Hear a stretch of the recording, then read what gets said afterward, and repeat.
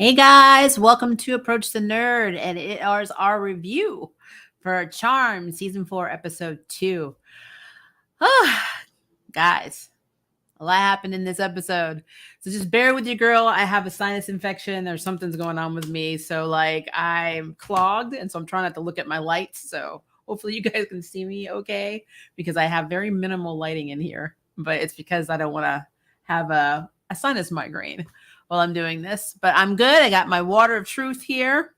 I got an extra bottle in case I run dry. So we in it to win it tonight. So this episode, a lot of things occurred.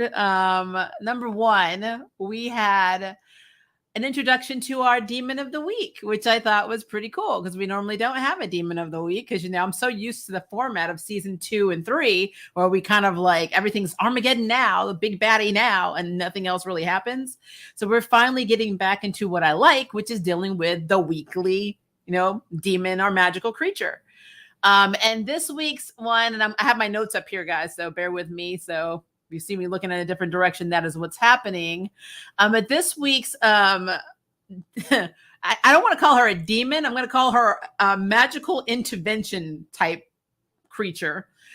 Basically, they're called Vitras. They punish witches for revealing magic their magic in front of regular humans, which makes me question where the hell she's been the past 3 seasons, but you know what? That's fine, whatever. I referred to her when I first saw her as Mother Goose with her pet Seymour from Little Shop of Horrors. I think Maggie called her Murder Poppins. So, we're on the same wavelength. That's fine. But either way, that I want to know where she was seasons 1 through 3 because they were revealing their powers all the damn time. I'm just putting it out there. Nico, they should have gone after Mel when Nico found out that, Mel is a witch. They should have killed Mel in season 1. I mean, there's so many instances when Jordan realized that they were witches. Maggie and them should have been dead. I mean, where was this Vitra seasons 1 through 3? Just questioning this. I had to put it out there, guys. It's just what I have to do. All right. And I love how Mel was the one who basically said what this creature was because she remembers it from the old Book of Shadows. I mean, Mel has no life if all she did was sit there and read that thing from, front to back. Just putting it out there, but, it's a thing. So we'll come back to that in a second. I love that we got to see a lot more Brynn in this episode. Quite frankly, I want her to stay around more. I like Brynn. I like Brynn a lot. And I just know that we're really going to see this character because of what happened in the episode. So basically this episode revolved around a Vitra hunting down Kayla, Mel stalking Kayla. I think it was Sean that asked, or Alexander had asked, was it Sean? I believe it was Sean that asked. You guys were talking in the chat before this started. Yes, Sean Alexander, you asked a very interesting question. You said, do you think Mel is trying hard to build a relationship with Michaela because she regrets always being in opposition and what happened with Macy? I absolutely think that is something to do with it. I also think this is how she is processing her grief. She has a replacement person that she can dote on so she doesn't have to deal with her feelings. That's exactly what I think is happening with Mel. Kayla is a project and potentially maybe a sister. In the episode, when Mel is calling and leaving, at this point, I think it was 12 voicemails and multiple text messages to try and get Kayla to come back. And of course, Maggie's kind of hands off because she's dealing with her, her grief through aggressively killing demons and bottling everything else up, which, for a psychology student is not very good. But grief basically comes in all shapes and sizes. So it is what it is. But when Mel was trying to reach Kayla and trying to get Kayla, to be, part of their, as she likes to say, screwed up or messed up little family. She even starts talking well, maybe, my mother could have had you. I mean, I'm 28, you're 26. I mean, that's plenty of time for her to have one in between us that we didn't know about. And mother loves cheesesteaks, like Philly cheesesteaks. And I'm like, oh Lord, she is reaching. But I really think that Mel is trying to find another sister to fill that void, which is really messed up too. So she's not handling this well either. And her other way of handling grief is by sleeping with multiple women from the Blue Camellia. So, I mean, it's a thing, especially the one in her phone right now called Hot Elf Girl. Like, Hot Elf Girl is like apparently who she was going to hook up with before going off to Philadelphia. So basically, the girls are not seeing eye to eye. Mel wants to get Kayla to see the charm side of the light. Maggie doesn't, because I mean, I already know what it is. You even see it in flashes. She's missing Macy and she doesn't want a replacement for her sister. So she's actually against it. And I think that's going to come to a head later on this season, maybe a few episodes from now, maybe even next episode, depending on how fast they fast track this. Maggie is not dealing. So when Mel decides to listen to Maggie, who comes up to her while she's at Safe Space and says, "Stop harassing Kayla. Stop it." So Mel decides she's going to basically go to the Blue Camellia. Now, one thing that stood out for me, and I don't know if you guys caught this, Mel went to the command center. Now, I don't know what she was doing there, but she got a text message from Hot Elf Girl, and so she was going to get a match. I guess she hides the matchbooks. That's probably what it is. She hides the matchbooks to get to the Blue Camellia in a book in the command center. So she was going there to get a hookup, and then of course the witch in danger alert goes off in the command center. I'm so close to calling this the Power Ranger Command Center and Zordon. You have no idea. And so she uses the marble because it's in Philadelphia, and who's in Philadelphia? Kayla. So she goes to basically protect Kayla from this unknown demon threat. She tries to reach out to Maggie. She can't reach Maggie. She says, "Screw it." I don't even know if she left a voicemail. I thought she just said, "Screw it." I don't know.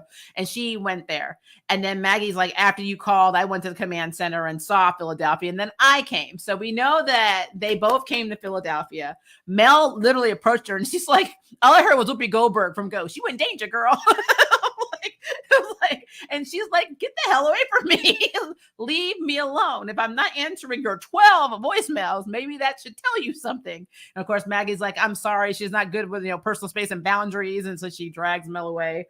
Now, in this episode, we are introduced to something called, I think it's called Binoculation. So it's like it's lotion that you put on your hands and you're able to see anything through the rim of binoculars, which I thought was very interesting that they just happen to have this potion. I don't know if it's something that she made, if Josefina made this, but we're getting some new potions now because we haven't been doing that a lot either. We've done it a few times last season when they were looking for stuff, but now I'm glad they have run-of-the-mill binoculation. That's pretty cool, So Mel decides she's going to spy on Kayla because her friend Bryn is throwing her a party. Now let me stop right there with the girls and go back to Bryn, because Bryn is a very big part of this episode. So first off, they're having a dinner party. Like, all the friends are getting together to have a party with Kayla.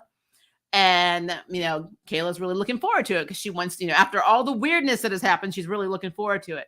But at the beginning of the episode, her and Bryn are breaking into a compound because they basically towed away her baby, her bus.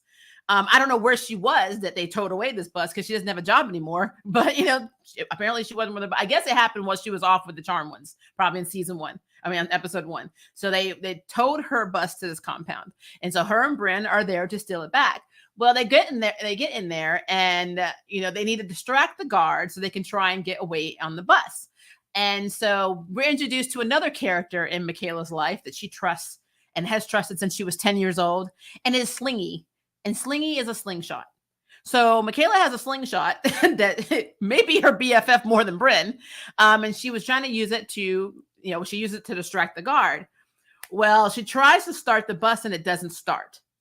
I'm telling you, I was having Batwoman, Ryan, and that van moments. You guys, I was having flashbacks. And so the guard, of course, hears the stuttering engine and comes back and holds the gun out and is, telling them to get the heck out of the van. This is your last chance. And so Bryn's freaking out. It's like, this is a real gun, And so for some reason, I don't know why. I don't know if it's because of the jacket that she has on or whatever. Kayla closes her eyes. She says, let me think. And then butterflies form around this guy. And so he's chased off by these butterflies. That is what basically alerts our, I'm just going to call her Murder Poppins because I like that name. Murder Poppins senses this or sniffs it in the air that somebody's used magic either on a human or in front of a human, and therefore you must be punished. At the same time, the charm insignia on the side of the bus starts glowing, and the bus magically starts. When she starts it, tries it again, it starts, and then she drives off. So she got her bus back. Now, honestly, though, I don't know how you could keep said bus for long. So I guess I am glad of the outcome later on, which we'll talk about in a second, because you could have an APB put on you for stealing your own property back and potentially go to jail. So she may have a warrant. I don't really know if they look at registration. I'm just putting it out there that actually was illegal as hell. So just saying, if she does go back to Philly, she may have a warrant. Just saying. Especially if they have like security cameras, then her and Bryn may both have problems. But I'm just gonna wheelsy on by that. So the girls basically arrive to pretty much figure out why the hell the alarm's going off. Maggie assumes that the command center is trying to push them together, which, in all fairness, that's what it does. Even though it's a command center, really the command center, or is Macy influencing it? Who knows? So when they split up, of course, the Binoculation is with Mel. So she's using it to spy on Kayla at the party. And Maggie goes and does like a sweep of the area because she's like, Commando Maggie now. And she sees Murder Poppins, and they have like a little introduction. And of course, Murder Poppins is like, do you know who the owner of this bus is? And she's like, basically, who the hell are you? Who are you? And she like takes out her magical nightstick. And of course, Murder Poppins is like, well, I could be just a blimp in your imagination or a fleeting memory if you just tell me what I need to know, or I could be very, very bad. And she opens her purse, and of course, the long tentacle of doom comes out, which I thought was funny because up at the very top of this chat, because some people like to come in here and talk beforehand. I did see that Ray had mentioned Shuma-Gorath from Marvel, and I was actually having similar thoughts to that as well. Shuma-Gorath meets Seymour, because the creature's name is Seymour from Little Shop of Horrors, but I actually love that reference. So yeah, Shuma-Gorath is definitely something that our little tentacle demon, omnipotent demon would look like. So I thought that was a really cool reference. But so yeah, the tentacle comes out. I hate saying that, and misses Maggie by this much. And then when Maggie comes back around, they're gone, which I don't know why they would be gone, because technically they had the upper hand. Because yes, Maggie does have a semi-active power, but I don't think she'd be able to use her, anything, any of her emotion, pushing on anybody. So I don't know how her inception would have worked against Murder Poppins. So Murder Poppins could have killed her, murdered her. But for plot purposes, and she's the main character, of course, that didn't happen. So she just went away, giving Maggie a chance to go and warn Mel. So I'll get back to that in a second. So let's talk about Harry and Jordan. So Harry and Jordan, I'm telling everybody in the world, Jordan is literally everybody's psychologist in Charmed, and has been since his introduction in season 2. He literally, legitly is always worrying about Maggie, worrying about Harry, worrying about what's going on with Mel, worrying about other people. He is the psychologist. He's the one that should have been in psychology, and maybe Maggie should have been the lawyer or in law school. I don't know. Honestly, with their personality, she likes to debate a lot more than he does. So honestly, I think that's what should have happened. He should have been a psychology major, because they're making him the team psychologist regardless. And so him and Harry have some very good interactions. I'm not going to get on the fence and on my soap dish and my soapbox and my, podium about Harry having a lot of screen time, because he's grieving Macy. And honestly, maybe the actor would not stick around to play Harry if he didn't have a lot of screen time. I don't know. But him and Jordan have intertwinable storylines right now where, so the beginning of when we first see Jordan, he's waking up in bed. I think he's kind of naked. Maggie's kind of getting dressed, but I will tell you this. I was like, are you really going to school or going out in the world without taking a shower if you got it on last night? Nasty. I'm like, what? She just pulled her pants on, but that girl did not have a shower. I'm like, nasty. I'm sorry. I just had to put it out there. Her hair was straight in this episode, so I don't know if we're just playing with that or we're going to be straight next week. I don't know what's going on with that, but Maggie also had straight hair this week, so just putting it out there. But so they woke up in bed, and she's all about going about her day and internalizing her grief. And, he tries to talk to her and she's kind of blowing him off a little bit saying, I gotta go. So he makes her put his bracelet on, and they have these little bead bracelets that are actually trackers so they can find each other, which is a brilliant idea. Now, I don't know if they gave one to Mel and Harry or if they're going to give one to Kayla, but they have one for each other. And I just think it's a good idea that everybody has one at this point. But, it could be a couple things. So I'm going to leave it alone. But yeah, so he's like, the deal was I go with you at night and bash demons, with you, and you wear a tracker bracelet. And so she's got a tracker bracelet. So it comes in handy later because Chloe, the pixie that he met last episode, that sister was killed by the tally man, calls him and gives him like the word that, yeah, my sister was killed. And so they go look through her stuff, and they, of course, are talking about the red coin, and they find a blue camellia matchbook. And she was like, my sister would never go to that place. But Jordan's like, well, unless she was looking for something, which we do know she went to go meet the tally man because she was scared she wasn't going to get her wings. And so he's like, well, no, use this coin as an offering. And then we saw how that went down. She got the bat wings and all that crap. So he's basically turning magical creatures evil and, killing the ones that talk about it. And so they're trying to get a step closer to finding, who the tally man is. Now, to be fair, Harry did not want to do this at first, because Harry was in his feelings. Of course, he's still grieving Macy, but he was also in his feelings because he was at he's basically trying to add the Charm One's names to the book with all the other Charm sisters. And when he put Macy's name down, it turned red because, of course, she's deceased, and it scooted down. And you're like, I noticed that none of the other sisters that we saw, that we actually kind of saw an image or a screenshot with, like there were the Underwoods and the Lords. I got the other three sisters that his hand was kind of covering them, but they didn't have spots for 4 sisters. They only had spots for 3. So it's like this group, it's not only the only ones that have a 4th member listed, they also have 3 last names. There's Vera Vaughn and now Michaela's last name, which just popped out of my head for a second, but I'm gonna get it. It's gonna come back to me. But there's 3 last names now that are in that book. It's really interesting. Like they are like the odd ones in this whole scenario. So I kind of wonder what that means and what that's about. And I loved how the book, like he put Macy's name right under Maggie's name, and it went I think it was right under Mel's name, and then it went bloop. This scooted down, making room to put Michaela's, which he does do at the end. I just thought that was really weird. I don't know. That's just me. I thought there was something very interesting about that. The fact that they have 3 different last names and 4 members of their sister group. Not saying she's a sister, Donzo. Thank you. Not saying she is a sister, but I just thought that was very interesting. Now, I also learned something too. I just jump into Kayla's story with Bryn really quickly. Because we'll talk about that a little bit more, because there's a lot going on in this episode. But I want to finish my Harry and Jordan thought. But before I forget, we learned that Kayla has leukemia. And I remember last week there were some people that on here that had theories that maybe she got her powers through like a blood transfusion or a bone marrow transplant, which as someone whose mother died from leukemia, I don't know if I would like that. I'm just going to put it out there like that, because leukemia is a very rough disease, and it has a very high probability of rejecting a bone marrow, and blood has to constantly be circled out. Your platelets always have to have refreshing and donations. So if you know anything about leukemia, and if that turns out to be what it is, I think I'm going to be in my feelings about that. I'm just going to be real with you, because that is a very hard disease.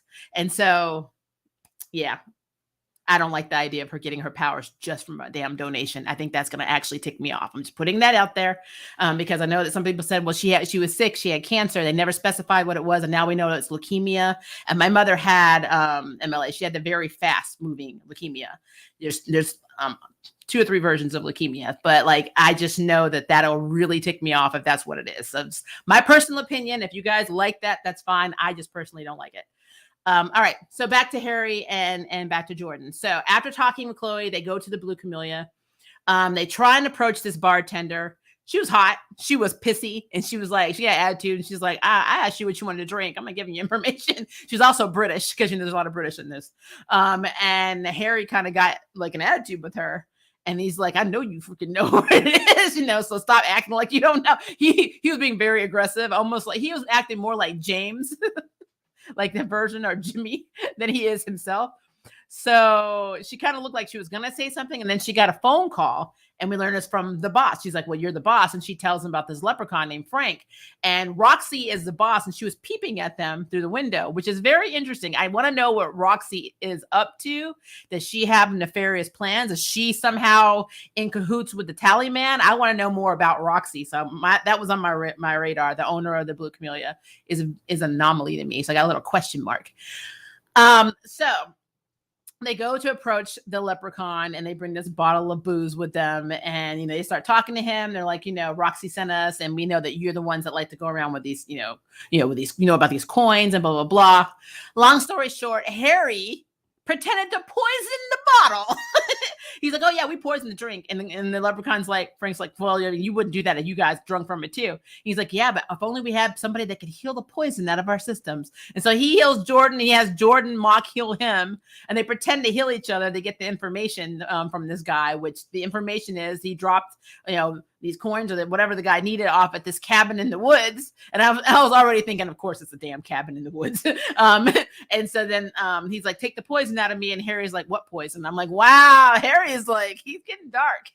He's getting naturally. He's going, to be fair though, again, Harry's human life, he was not the best guy. So, I mean, is he really reverting back to his evil black, going to the black lighter ways that his counterpart was, or is this really his real personality and he's in his feelings and he actually wanted to drink before 11? So, I mean, Harry's not doing well either. But they go to the cabin in the woods because of course they do. And they walk in and they step on the floor in this booby trap with pressure mines. So I'm going to leave it right there. Go back to what's happening with Michaela and Bryn. So Michaela and Bryn, right before their little party, Kayla just decides to come clean to Bryn and tell her she's a witch because she hasn't told her where she's been. She actually asked her, where are you going to tell me where you were at the beginning of the episode? And she's like, no, I went home with somebody. And of course, like Bryn's like, was it Steven? Or don't tell me you're getting back with Amy. So now I want to know who Steven is. And I also want to know who the hell Amy is. I'm like, who is Amy? Who's this ex-Amy? So I'm like, okay, we're getting names flying around all kinds of ways in this girl's life. I think it's awesome.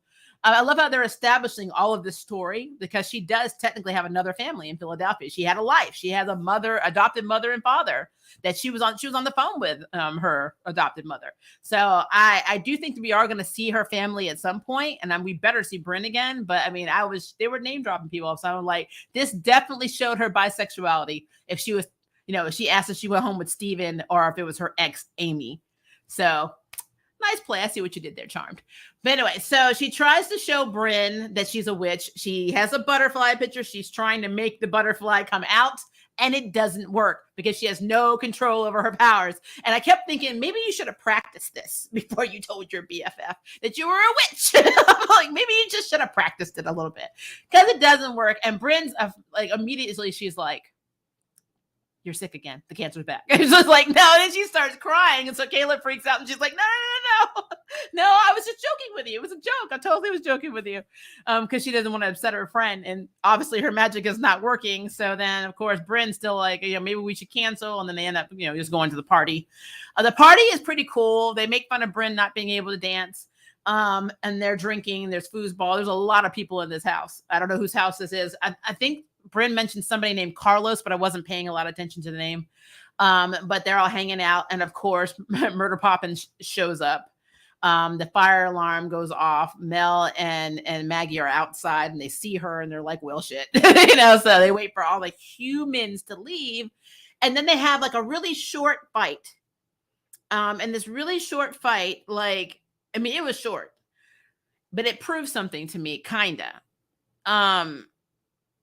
I don't think Mel has her time stopping abilities anymore because she had her Elsa. She used her Elsa powers and first she used her Human Torch powers. Then she used her Elsa powers. She has her heating and freezing ability, but she didn't stop or freeze this entity at all. So I'm in my feelings because I want her to have her damn powers back. And she didn't. I mean, I cannot legitimately explain why if she had the ability to freeze this thing, she didn't do it. So I have a feeling that, yeah. It's not happening. I don't know. Maybe when she had the baby, the powers went with the baby. I don't know. It doesn't make any sense. And then I don't know. I'm not gonna lie, as you know, I don't like her powers. I really don't. I'm just putting it out there. I don't like it. I don't like them at all. But that's just me, personal opinion.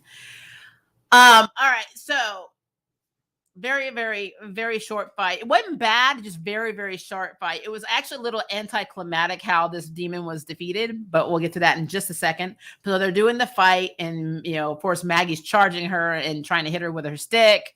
And she's about to have basically the demon or Murder Poppins is about to take her out, and that's when Mel freezes it.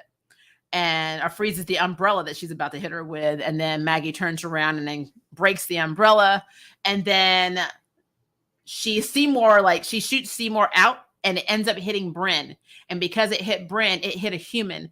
And you can't do that. That's not within the rules. You can't show your magic in front of them, but apparently you can't hurt the humans. And so Murder Poppins is like over here negotiating, but no, I pulled the fire alarm. That's what that was for. She was supposed to be gone. And so Seymour ends up killing her.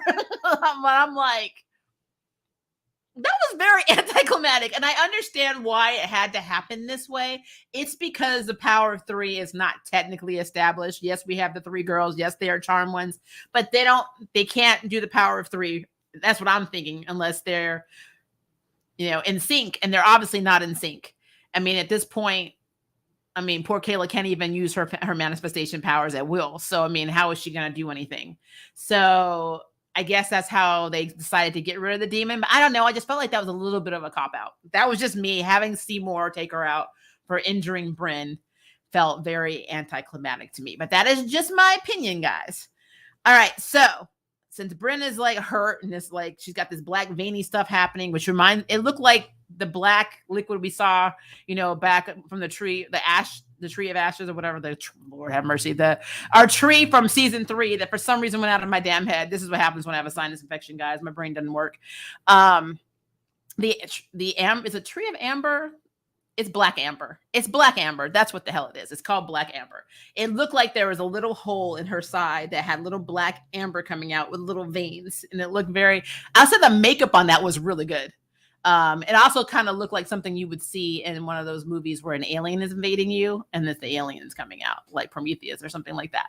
So anyway, so Kayla, of course, wants to take her to a doctor, and Mel's like, no, she needs a healer. I'm like, so they need to get Harry or Jordan.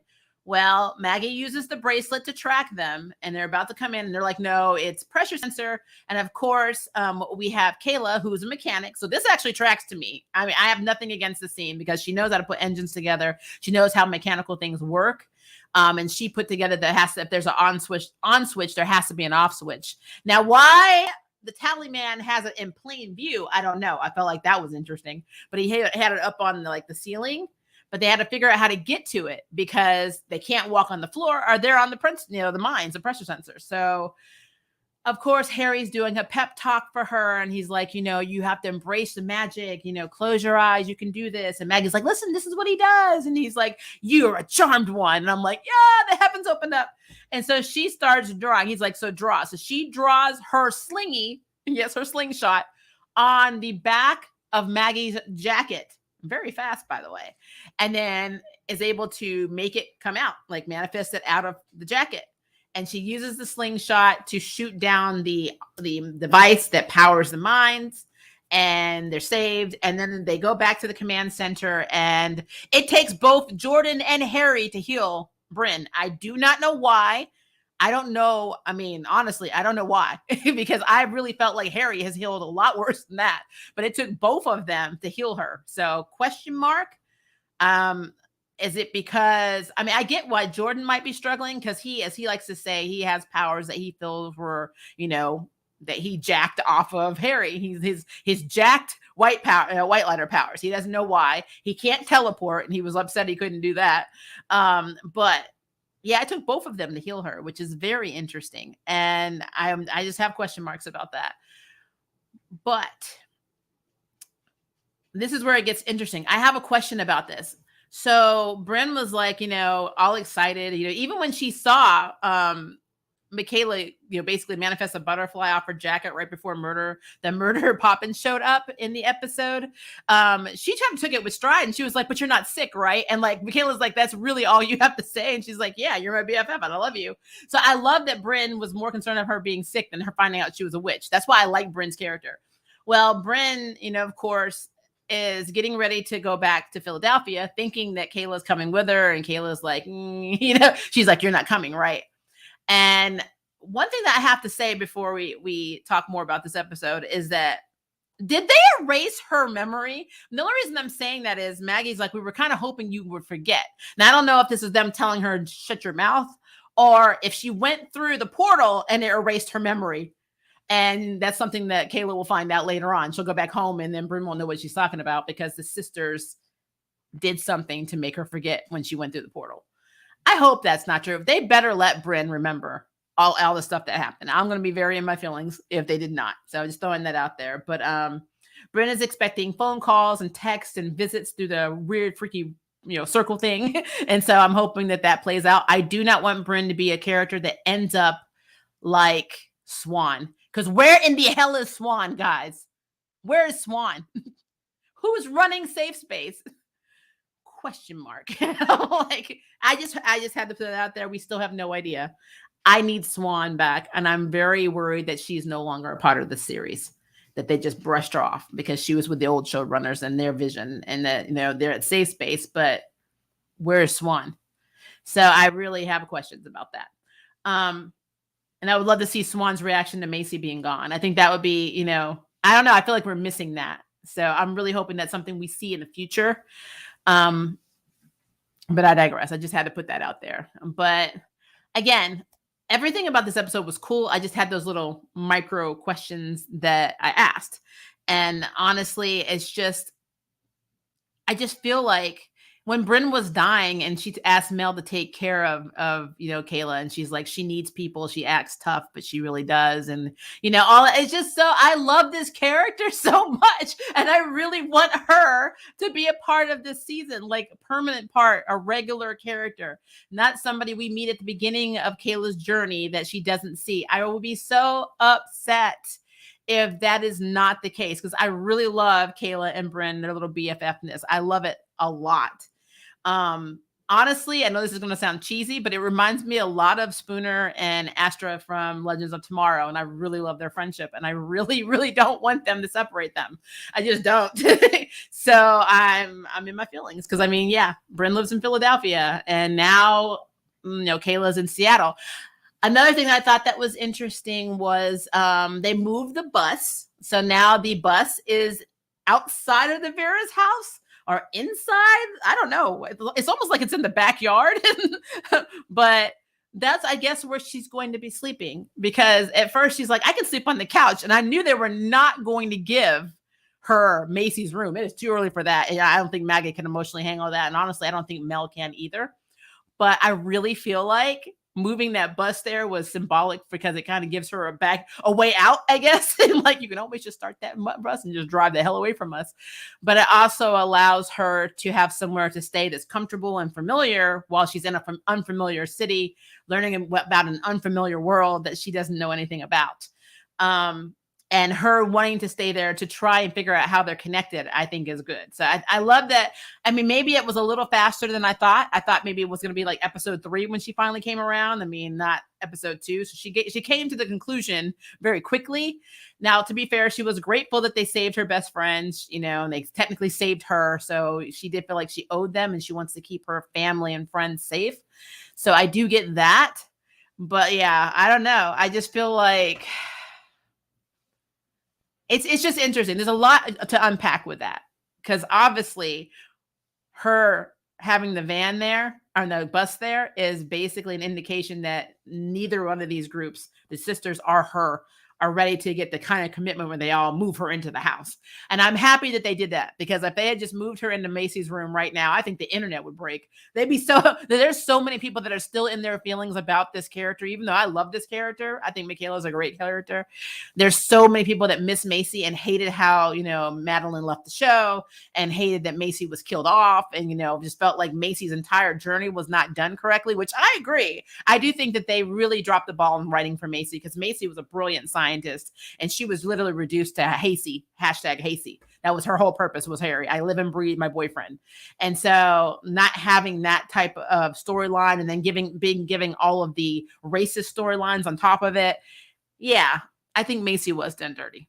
And I think even though Michaela, I think, is going to have a very good run on this show, I think some people are just very bitter about it.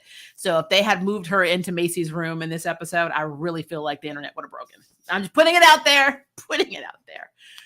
But yeah, and I saw the promo for next week. That looks like it's going to be Kayla's first real what the hellness and introduction into what happens when you are a charm one. So she doesn't know what she's signed up for yet, but it's coming.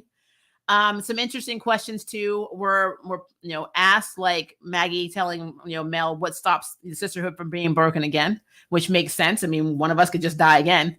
I feel like we're at this point in Charmed where we started getting into in season 3 after Prue died. Actually, I think it started a little bit before that, when the Charm Ones started wondering if being a Charm One was worth it, and maybe giving up their powers was something they should do. And I see Maggie struggling with that right now. So I don't know if she's going to come to that point or not, but that's what happened in the OG series. So that might be what she starts saying too. Just throwing that out there. The biggest threat to the sisterhood is the sisterhood.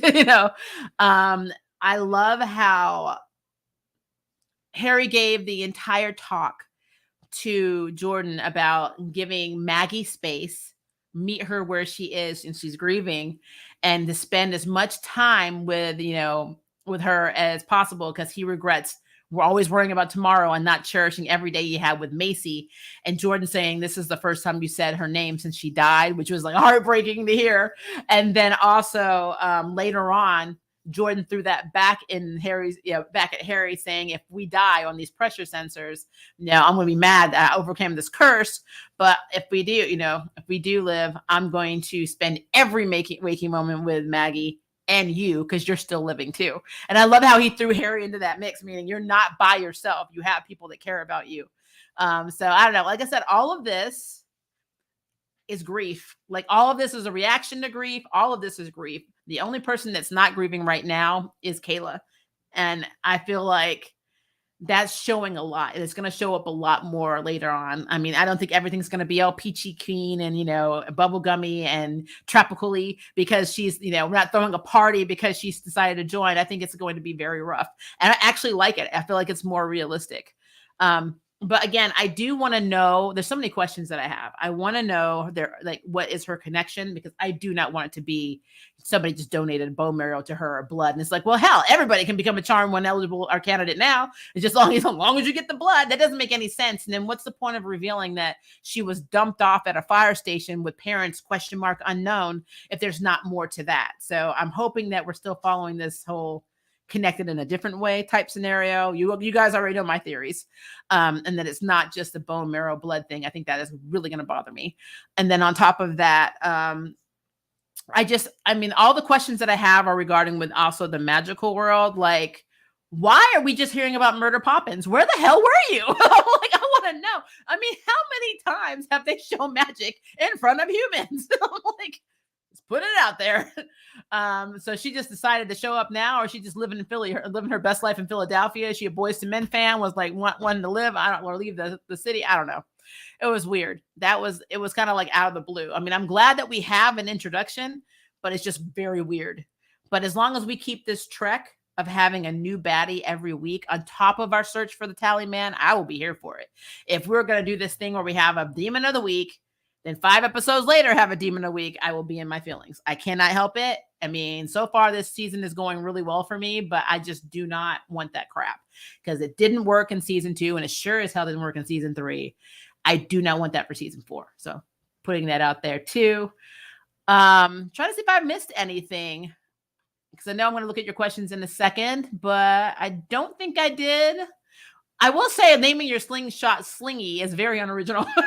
Like Slingy. But it could have been worse, I guess.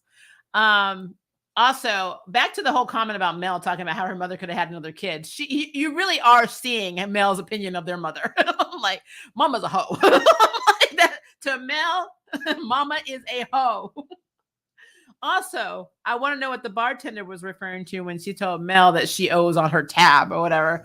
I don't think she was talking about alcohol. Like, she's probably even slept with the bartender. That woman was hoeing. And for the hot elf woman to want to meet up and hook up with her, at the Blue Camellia, why? Did you not hear all the other women tell her that she just screws you and then ghosts you? I mean, why would you set yourself up for that? At this point, she has a reputation. Even the bar, like Roxy says, hide all your girlfriends. Mel Vera is here in the last episode. So I don't know. Let's see here. Pretty sure. The only other thing is when Chloe was looking at a picture of her sister and she was like, how do you do it? How do you go on when the, part of you is gone? And Harry's like, I'll let you know when I figure that out. And that was so sad. That was sad. like I said, everybody is in their feelings. Like, Harry's not dealing, but he did write Michaela's name at the end of the episode in the books. That's a little bit of moving forward. Not a lot, which he's not capable of doing, but at least he admits he is willing to acknowledge Michaela as a charm one now. And the book didn't throw it out. So obviously it's real. I mean, I feel like the book would have been like, nah, bitch, ain't right. Like, nope. Scratch that name out. That did not happen. So that is a thing. But yeah, a lot of stuff. And then Tallyman, Harry knew the song about the Tallyman, which I don't know why he would believe everybody else would, but Tallyman starts singing his own damn tune. So either this is somebody who is imitating the actual Tallyman lore or urban legend, or he really is the Tallyman, which is interesting. And does that mean we have a lot of creatures that are going to resemble like fairy tales and nursery rhymes? Because then that would explain, what happened with Seymour and, Murder Poppins. So I'm not completely, against that, having a lot of fairy tale creatures coming out. I mean, I think one of the most successful episodes of this entire series was the Medusa episode in, season 1. So I'm completely down with that. I don't know if that's what they're doing, but I would love for all of these creatures. We have a leprechaun, we have murder, we have our Murder Poppins, we have Chloe the pixie, which, there's so many plays on different, fairy tales like Peter Pan and a bunch of others that I would be completely okay with that. And especially if they're all related to the Tallyman. So I don't know. I'm here for it. I'm here for us expanding the magical world. So we shall see. But overall, good episode. Very, very good episode. I'm just waiting to see what happens next. So let me pop up and look at some of you guys' questions because, we are about that life. Sorry if my voice is going weird because I told you I have a sinus infection, so it makes life very interesting. I'm allergic to everything. And yeah, I did comment on this. Shumagorath is the villain, has Wanda's antics left any universe unscathed. This universe version of the cleaners from the OJ series. Yep. I mean, to be fair, the Perfecti technically were fixers or cleaners too. Only they made their own rules. So it's very interesting. I really need them to bump up the action factor. I do agree with that. Like I said, it's not that I disliked the fight. It just felt like it was really short and anticlimactic how, Murder Poppins was taken out by her own, companion in her purse. So I don't know. Seymour was not playing. He's like, feed me, Seymour. And he an idiot. This is what it is. B episode, but I love the age reference Mel did at the beginning. Indifferent on Kayla's powers. Thought she was going to draw it in the air and manifest it. Love the color difference in Jordan and Harry's power. Whenever I saw her like doing that, and I don't know if you guys are in the Super Sentai or even Power Rangers, but there is a Sentai show called Shinkanger, which became Power Ranger Samurai, and they would write symbols in the air and it let them morph or let them use like a certain ability based on what they wrote. And I'm like, I was like channeling that with her. I'm like, she can get her a little pen and like, that'd be cool as shit. But that's not what happened. So it's a thing. Love the color differences in Jordan and Harry's powers. Like Harry's look like more pure, like white, silverish. And then, yeah, I feel like Jordan's was like a little silvery blue. That could have been my TV though. But yeah, I did see that there was this sting. And actually that like Harry's looked more like light. And I don't know. I felt like it's gonna sound really weird, but I felt like Jordan's was more like TV static-y type powers. It's really weird. But I like it, so it's fine. Okay, I already answered this one. Maria, do you think Mel is trying hard to build a relationship with Kayla because she regrets always being in opposition and what happened with Macy? And part of it, I absolutely do 100% think that is true. And I think the other part of it is what I said, is that she is grieving and this is her replacement. Mel needs a project. It's what it is. Haven't seen it yet, but from a scene that I've seen, I already see a plot hole. When and how did Harry's dark side return? So technically it has not returned. This is all Harry's grief and him not giving a damn. I mean, basically about the consequences of what anybody else thinks, because he is empty inside. And so when you are empty and heartbroken, you don't give a crap. And that is what we're seeing. It's not like Jimmy. It's not evil. It's black, it's not the black lighter influence. It's literally, no joke, him not giving 5 shits. That's what it is. He didn't care if the bartender got mad. He didn't care about being loud. Harry had to talk him into basically, I don't even know if it was guilt. I'm saying basically talk him into helping him with Chloe and this talisman stuff. So yeah, it's a thing. Hello, mercenary. Who do you think will be portraying the talisman? At first I was like, is that Alistair? Because it kind of sounded like Alistair when he was walking away at the end, but I don't think they would bring Alistair back for that. But no, you never know. You never know. Yes, and I was thinking this reminded me more of the sisterhood we were wanting to see very quickly. It just came after the actual biological sister died from lack of sisterhood. I mean, that's what I'm saying. I think Macy got the really shitty end of the deal. I'm glad her powers seem to be evolving quickly early in the episodes. She won't have to draw. It's just easier conduit right now out of instinct to access it. Them having the draw thing is annoying. It actually would slow things down. I mean, a lot of people are like, no, it won't be like that. I'm like, I mean, honestly, I think it would be a waste of time to be like, hold on, let me get, oh crap, hold up. Like, you're dead. You're just all freaking dead. So no, if she's going to have a really kick-ass manifestation active power, it needs to be a thought process. And she was able to close her eyes and manifest butterflies. Now, to be fair, she did have a picture of a butterfly in her bus. Now, could she manifest the butterfly by thinking about just a butterfly, or does it have to come from her art? That is a question mark. I don't know. Evil Mary Poppins. Yep. She was a fixer. I mean, that's pretty much what they are. So what? I still don't understand why she didn't fix them in season 1. Actually, seasons 1 through 3. Wait, so Mary Poppins didn't go after the Sarkana? I mean, right? Jada should have been dead too. Like I said, this was the laziest fixer ever. That's basically what I'm saying. It took her 4 seasons to show up. Whatever. Where the heck were these witch punishing creatures? Yep, when the charm ones were revealing everything to Nico Jordan. Exactly. Where the hell were they? I don't know. Fan theory, the woman of color in a lot of Kayla's drawings is her birth mother and potentially an elder and potentially a relative of Marisol's fraternal twin. I don't know. I mean, I guess she could be a cousin. Then Josefina would come back and be like, oh, I see what it is. I see how this is. So I can't be a charm one. I got you. Mel is going way easier on Kayla than she on Macy. True. Now let's just put this in perspective, okay? So Mel was grieving her mother. Nobody believed her when she said that she thought her mother was murdered and it wasn't an accident. She, basically was so angry. Nico left her. So she lost her girlfriend. Her and her sister were barely speaking with each other. And then this woman shows up with a picture saying, I think I'm your sister.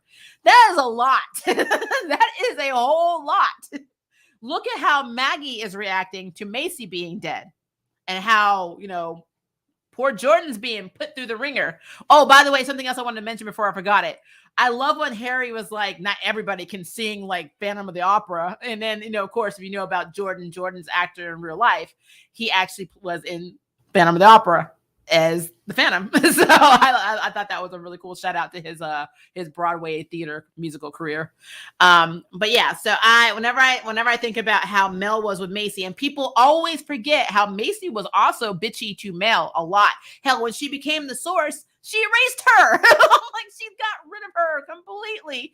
Had her as a damn Lyft or Uber driver in another damn state. I'm like, so they had problems. I'm like, last season, Macy was written so bitchy. Like, when she would tell Mel that you don't think anything through, that's why you don't do anything right, and blah, blah, blah. I mean, you remember these episodes, I reviewed it.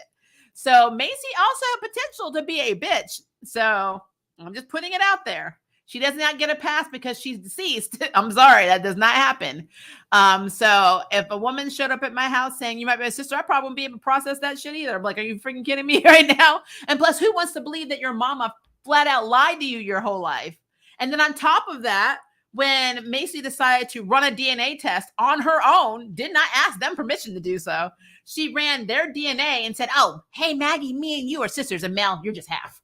You remember that scene? That was effed up. So, yeah, there was a lot to that. Now, do I think that Mel regrets not having more of a relationship and closer to Macy because that was her half sister? Probably. And I think this does play into that a lot. But I am not going to give Macy a pass because that is what Mel did in the first effing episode. She did not do that throughout the entire season 1, season 2, season 3. When Mel went to take the little needle away from Macy that was making her see the future, but was making her demon side out more, she almost killed Mel. So just saying, it wasn't Maggie she was going after, it was Mel. So they just had that. They just had those issues. I don't know why. But it's just a thing. Honestly, I believe it's because Mel was the next born and she was the one that got to live with the mother. And I think from Macy's point of view, she always felt ripped off that, Mel got to basically be raised with her whole sister and she didn't. So just throwing it out there. There's a lot that can be said about that. But right now, I do think that in some sense, Mel may be trying to really hardly get back that relationship she wished she had with Macy. And it is not going to end well. It's just not. It's not. Mel's just exploring the magical encyclopedia in more ways than one. That girl, seriously. I mean, I read a lot, but I don't remember shit. So, I mean, she's great that she can just look at a picture and in the Book of Shadows with all of this information and be like, oh yeah, it's called blah, blah, blah. I'm like, really? I'm like, really? I would have been more convinced of like, I saw that before. I forgot what they're called, but I know that they fix things. Maybe we should ask Harry. Like, I don't know. I literally lost it when she said mom liked cheesesteaks. I know, right? She's like, mom likes Philly cheesesteaks. I was like, really? That's your proof right there. That flashback. Oh, and when Macy was hugging them and Maggie was looking at Kayla. I love how Mel doesn't even like doing that. Mel's doing the same thing I'm doing. Like, Michaela is Kayla. But she was like, kind of looking at her and seeing her sister. Yeah, Maggie's not there. She's not there. Why even hide the matchsticks? She's grown and everyone already knows. I mean, these are really good questions. I mean, why do they do half the shit they do? I have no idea. I don't know. Did they keep the bag that bag with Seymour? I don't know. It was kind of open-ended, right? I don't know if Seymour just said, F this, I'm going wherever I came from, or do I find somebody else? I have no idea. Because honestly, if she was the last one of her kind, because Mel pretty much thought they were all gone, why would Seymour kill her? Why wouldn't he just spank her with one of his tentacles? That sounded really bad. Never mind. I really thought that they would have opted for the cloaking potion that they had in season 2. Yep, way more useful and could be closer and concealed. Yeah, I think they just wanted to debut another potion, binocular potion.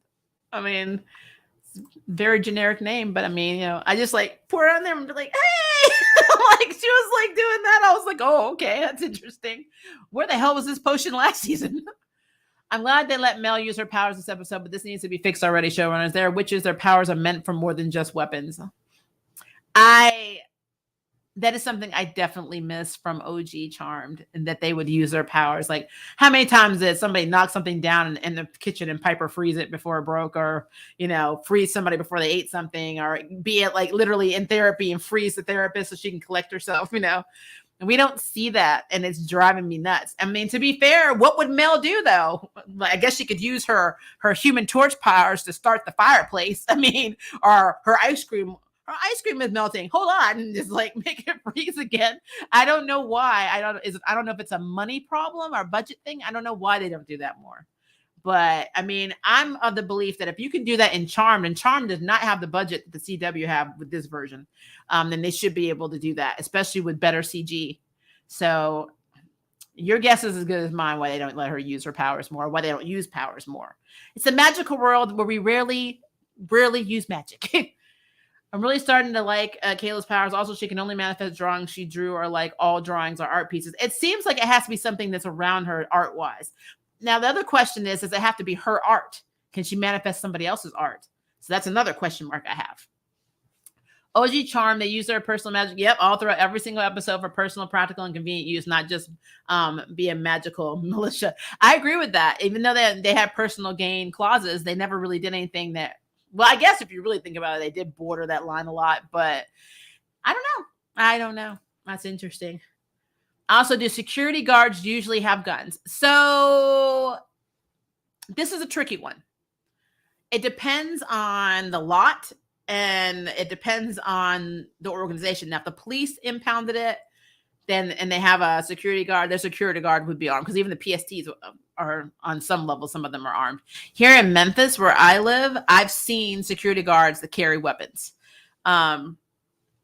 I don't know what the prerequisite is in that, and I don't know a lot about Philadelphia because I've never lived in Philadelphia, but I will believe that there are security guards that are hired, especially overnight, that are armed, because they do probably have a lot of break-ins. So, and then to be fair, he could be a third party hired by a security agency that, has permits to carry. So that's possible. I can't say, that is not something that could happen. Not the regular ones, but depends on the employer and his credentials. I love how I answer something and then on the next question, the next response. Do I need to answer these questions, guys? I'm just going to go down the list and see if anybody else did. I think it's more of a personal escape thing. Sure, there's nothing wrong with it, but it's more like her personal escape, kind of like how a diary is usually kept to oneself, if that. Are we talking about her bus? Because I agree with that. Heck, anyone working in customer service these days should be packing, to be honest. These customers would be savage. Not lying. I used to work at a call center back in the day. My Lord, I used to have this thing called Gold Callers. And my actual venting was basically recapping as many times as I got cussed out by irate people. Okay, because I personally never seen a security guard with a gun. I've seen some with a taser though. Like, it really depends on the organization they go through, and if the owner owns the lot. As long as you have a permit to carry, you can carry a weapon as a security guard. I initially thought that the actress was Melise Gel until I saw her. I did too. I was like, it's because I think the last thing I saw her in, wasn't she didn't she play Linda Lee or Linda was she Linda in The Flash? I'm gonna have to look that up now. She was in something else though. What was she in? It's gonna come back. It's gonna come back. I told you guys. She was in something else recently that I saw, and I cannot. It's right here, and I can't. I think it's something I saw on Prime too. It's gonna come back. You want to go to the club to blow off steam? Just go. Dealing with grief? Just go. Heck, I did it. I mean, I didn't go to the club. I just started martial arts classes, hardcore. I was already in it. I just became really hardcore in my martial arts classes and kickboxing classes to get over my grief. Because when my mother died, it was hard. Then when my spouse died, I'm not saying it wasn't hard. It's just that when you're a caretaker for somebody with terminal cancer, and then you become a caretaker for someone else you love that has terminal cancer, it's like rewind. It's like, I've done this. I'm like, why am I doing this again? So there's more anger. And then the grief comes after they pass. But with my mother, I was angry and grieving the entire time because I never thought my mother, the strong woman, would ever get sick and die. So yeah, like I said, I have a lot of experience. I'm sure some of you do too, with grief, and it's not fun, pleasant. And honestly, I am still not over, my mother dying or my previous spouse dying, 100%. You just can't. And my mother just hit me harder because, I mean, it's my mother. And I'm not trying to devalue my relationship with my previous spouse. It's just, I mean, you have one mother in this world, and I'm married happily again, and so I have another spouse. Not devaluing that either. I'm just saying that your life takes a different turn, and the person I was when my spouse died is not the person I am now, but the person I am with my mother. I mean, it's hard. I never had a chance to grieve my mother too, so that was a thing. I had a brother with special needs, and I had to take care of him and my daughter. And my dad was not around. My dad lost his shit when my mother died, so, and we don't really have a good relationship, so. It was a thing. So you got a little bit more about Maria today. So I know a lot about grief and the different ways that you close yourself off and deal with things. Some people drink, some people have lots of sex like Mel. Some people never, like they just close off and they come, it's like you don't really compartmentalize. You just kind of like put it in the back burner for a later time. And I think that's what I did. And honestly, I'm paying for that now. So it is a thing. So we're not even going to get some Shumagora due to some legal issues. So it's going to have Gargantus and Shumagora. I mean, we got Seymour from Little Shop of Horrors. That's what we got. That's funny. Harry embracing more of that dark lighter side and getting hardcore. I feel like that's not. Everyone thinks that that's what that is. That's him. I mean, he was, remember, when his previous incarnation, his human self as James, he was not a good person. He was not a good person. He cheated on his wife, had a whole ass other family that, we never even heard about again. We never even heard about this family again. He's done all kinds of stuff. He was selfish and he was an a-hole. So, I mean, honestly, this is just another part of Harry. That's what I believe. And this is Harry's previous human self. Jordan is literally keeping everyone together alone. I know that poor guy. That poor guy. And, again, Maggie, that's -5 points. Nobody, you don't just walk out of the house after you have sex. I'm like, that's nasty. Nobody wants to smell that. Just putting it out there. What about contracts? He needs to take a back seat. He needs to just be support. I mean, I feel like Harry needs to be support. He really does. I know he has to train the new girl for some reason, but it's a thing. Hi, Dee Marie. How are you? Laugh out. Macy should have had a bracelet. Seriously, they all should have. Why did we not think of this? I mean, how many times have they all gone missing and been kidnapped? Why are we now just thinking about these damn bracelets in season 4? Sarah said she's doing her hair both ways this season. I got you. I mean, I get it. I have curly hair. My hair looks a lot like hers naturally. And I just live in a very humid place and I can't handle it emotionally. I just can't. I can't handle the heat here. Our bipolar weather. It's just too much for me. I think that Harry isn't getting a lot of screen time this season so far. Obviously, he's still getting some, but they're doing better at balancing it out. I do agree with that. I absolutely agree with that. If Harry was more like how Jordan is Maggie, we wouldn't be down our most powerful charm one for an indie mechanic with questionable style, but great personality and friendship choices. I love your questionable style. She thrift store shops. She's a thrifter. Leave her alone. Like, she's living in a damn bus rate. She'll have money. And besides, I actually am more invested in her wardrobe because it's believable to her budget. Whereas Mel and Maggie and Macy, the past 2 seasons, were like wearing stuff that they're obviously could not have gotten for Epilogue and all these other stores that cost hundreds and hundreds of dollars with no jobs. I'm just throwing it out there. I've seen the charm names in that book multiple times, and they are the only foursome. Yep. I don't know what that's about, so I'm very confused. Why is it that when Jordan heals, it's like an almost purple light, and Harry's healing is white? Yeah, and his look, if you look at it, Jordan's looks kind of staticky, like TV static, or like basically how you would look at TV noise. I don't know why. I mean, he did say he confiscated it. Oh no, he jacked it. I don't think Jordan is as powerful as Harry, but in all fairness, healing in the OG was the most advanced white lighter power that Paige didn't get till 3 years later, and Chris never got. True. That is true. Yeah, but I think the fact that they have different color healing just further proves Jordan isn't a white lighter. I know he's not. We just don't know what the hell he is. Now, in OG, the doctor and the chimpanzee got their powers from a blood transfusion. There is some precedent, and Macy got her demon side from a transfusion. Okay, that just furthers my point that I will be in my feelings, because yes, Macy got revived from death as a baby by a necromancer and special demon blood. But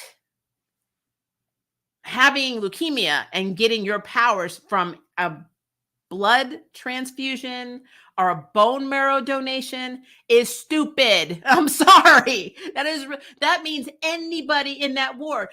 I mean, what is the likelihood that she's the only one that got the blood transfusion? You know what I mean? If it was from blood, anybody who got that blood should be a charmed candidate. That doesn't make any damn sense to me. I'm sorry. I'm in my feelings on that. I'm just putting it out there. I'm not saying that that's not what they're going to do. I'm just saying I don't like it. It's just my opinion. I didn't know that song was a dark fairy tale thing my whole life. Well, I never even heard it, which is interesting because I had a British mother, but I've heard a lot of Scottish tales and a lot of Scottish songs as a child that are just as freaky. So, I mean, there was one my mother used to tell me about. It was more like a nursery rhyme. And basically it's about what happens if you put your feet out when you're little and you don't sleep and this demon comes and bites off your toes. So good childhood. But if you really think about our fairy tales and our nursery rhymes, like what is it? Rockabye baby in a treetop, and you have a baby like literally in a crib in a tree. No, why is your child in a tree? I'm like, it doesn't make any damn sense. I'm like, you are a bad parent. Like, oh, Harry is sexier this way and gives me Jimmy without the voice. I mean, I know you liked how he was looking at the camera. He was like, like I knew you were like in your feelings, Ray. Harry was turned to a white lighter again in a different way that didn't split in light and dark aspects. So this is what we got. I wonder if this explains current Harry and Jordan's powers. I don't know, actually. That's a good question, though. Like I said, Harry and Jordan, that's a question mark. Because I feel like there's something else about Jordan that we don't know yet. And the mystery is cool. There's a lot of mysteries. This is why I'm excited about this season. I really think they should split the white lighter in half. It just makes more tactical sense seeing what Jimmy was capable of, which was fight the power of three head on and make them run. Yeah, but the problem with splitting them is that they don't want to help anybody because they're dark lighters, you know. Hello, ATN and the Nerd family. How are you doing, Lord Ron? It's been a while since I've seen you in the stream. I laughed at how Harry pretended to be poisoned. I thought that whole scene was funny. I think when they asked if she went home with Steve or Amy, it was a clever way to show, yep, her bisexuality. I agree. I actually said that. I know that's what they were doing. But now it made me wonder who Steve was and what happened with Amy. I want to know about Amy. Why aren't we getting back with Amy? Honestly, I wanted her to be with Bryn, to be honest with you, but she's the BFF who might end up being Endgame. You never know. I just don't want them to find out that she's not related to them and then Mel and her have a thing because I will be grossed out by that. I don't know why. I would just be grossed out by that. So it's a thing, guys. Let's see. The promo for next week does look amazing. I agree with that. I think it's because either Jordan is not a white lighter exactly or that his healing isn't as potent yet. It's just, like I said, it was just interesting that I wonder if Harry could have healed her by himself because he has healed a lot worse. So I'm just curious on, is his grief prohibiting his ability? I don't know. Did they think he wasn't going to do it? I don't know. But it's just interesting. The return of Mel's freeze ray. Oh, gosh. They said the baby hormones made her be able to freeze time.